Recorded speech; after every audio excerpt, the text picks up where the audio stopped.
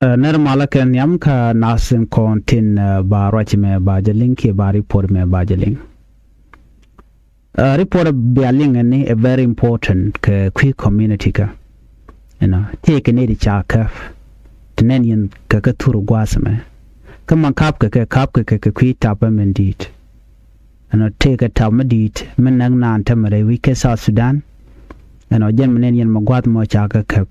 Dien no mandangro ke wut na kada yen police ne body en kanen kudien gwasman rewi ke South Sudan ajen bana kwen gwasme a very important message please pelro de pingaliang da dere jakra dien bo ka family india lo content re do aran ka South Sudan shi South Sudan karwa ne me wish mon yere win mon kelio ka jena awareness ndana la lukano baling ne tangwan but gwano de rande ro palpingaliang de ko very important in a minute.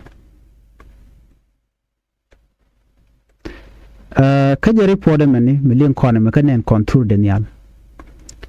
Police net in content ka will knows Bargazal state. She can nay dang well kill she can kakep. Nay dang well kill radiant temandang one ticketin. She can cartoon dang one chicken kakep. Ka cartoon to tonic a ticket tiang ka well and jag and shalka tamado. Namani, a mi jagalong, which con we corner. A mutual cannon, shale drug trafficking. Ray which ka South Sudan. Go charge a cane business. Chicala do one. Unadang barrow. Commandang one. Chaka yen a ted in the shaka yen cardwell yena. Come in yan kake o chaka jek cartoony dang one tichitianga tramadole to can cook mwene. Kanga yena well a mom shall tramadole nekani the entire community. Allow awareness laja tukaba come community miti mi jem short a lot. Shane the to chaka kep. Konga jen well a money. Cook a jen wani. Commission manager kan la naganaran. Ring went to one can tam gajan guas miliu can gajan well shall tramadolo.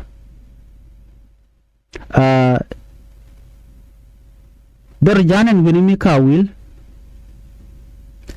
Shakan the to chaka kev ko cock and wellamo. Go jen a well me sure a well me jekchi well magua.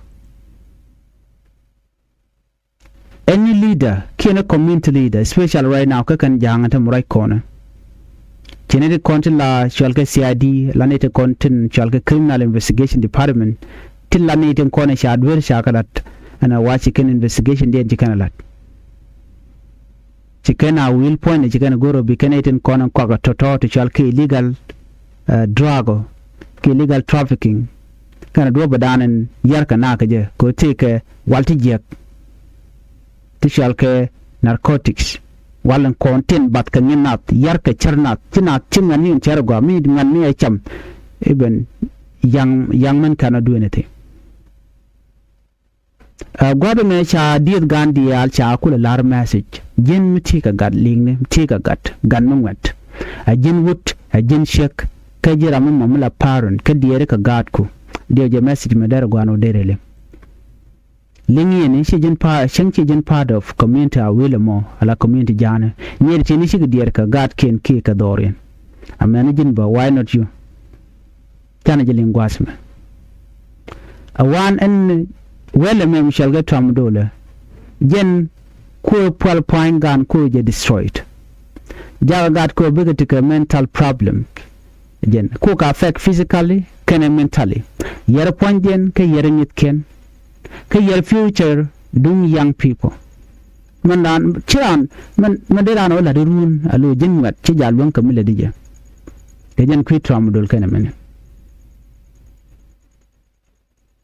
Gore jen wonene any community titano we jin war mulin wajama. Gore jen o jin de yan mishina ma de yan la ray community kadun especially the kon la kuma. Mere kon dear. And our drug ni chicken go yerken a god yerken young people necken ka right am right corner necken a point gun pinken so daru shal kama will kana sun Bargazal state watch kikan goro bikan manin kon kini kon kwak welmo bikana dil kap right now shikana tuk ana shikan katuni dan wanci minan yana makatur gwasme shikan ga kap and then ka chana chu jogono nene benaro ke diet gan especially to kon mothers kana fathers kwa ga jogono di kwa gat kun kwa ka advice waje keke ko ne me mi yara gat yara ngint gan makana rin koryaleka chikon butaka gat nere kola mana gan panken kana gwana kan mi kana gwana gan mi kana tin konon kwa wel me kwa jela kwak de ga de ka go ga tigan de go so you gonna do ne ala wel me take a negative impact take mi yara kan yadran take mi yara point physically kai yara future generation future in yaraja logican bil letter am de let. So for that reason, China encourage their guard, they are aware, ke dangerous of using this drug. Men yer tramadol ke yer ne ideal kaja. Gwase me China dangro chakajik tila dealer ten kon nunka well re which. Jara wonene. You suspect ador shalkama will kanosan jonglei. Sorry kanosren na Bargazal. Jara wonene. Ne dangro to ramkele South Sudanese. Ramro de aran itria nationals kanere kon tin nanka wal re wika South Sudan kere wini to dor mo ka chala wilon chaka kep chawal ken chaka confiscated ko ka walti jek ti yar kana future gan ti yar kana nas keke kona da jego no nene en ramimo minge je no ne me mi jek re take gan kene re community gadun lena awareness gwada shilling to Agin South Sudanese, as long as me on a mere shilling, the mere mere gatun one. From a dog shimugua, they generating one into one maraling to match gather match a luke, gather match a young kitchen and a tenor at tramadol. Those are the in fact, then jeka drug a gat. Awareness are to kerong. And you're loganating content the authority katitinico bigotican again.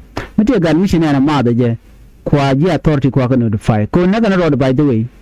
Mishi report ku kena chekde but mi kene report ku nanneja ko yarana jen yarana nena tirana ngaje no jen ite mi jemmele de mishi mat be mo kerel point ki point de be bomalong brogu jeno tinial ano jen bo cheji jaga ja pochang jegde shem nyamnat so gor jeno chiga chikande yar anyo point wel me chiga jako de kalet Tamaka long point, they cannot do anything, they cannot do very chicken will go chicken will continue. So a drug mature a lot. Can and draw child to Amadula Jaka do the wall, Quaka do the wall. But they capture go Mukwakan the Alkan Manaquaka monitor. And drug mabo, never garden and him. Missy got a young Kachagan will wall, Kachan water tomb, then Garamola Liu. So now coach you can use a no liu na quide, chicken pankin, chicken will do wall, chang liu ranching, no charging and do wall. Kiko di, shin chicken to toy can kayar. Kachikan a letter farm, and can no shoes can commission no money. So, my dad, guardian to be awareness, better mal.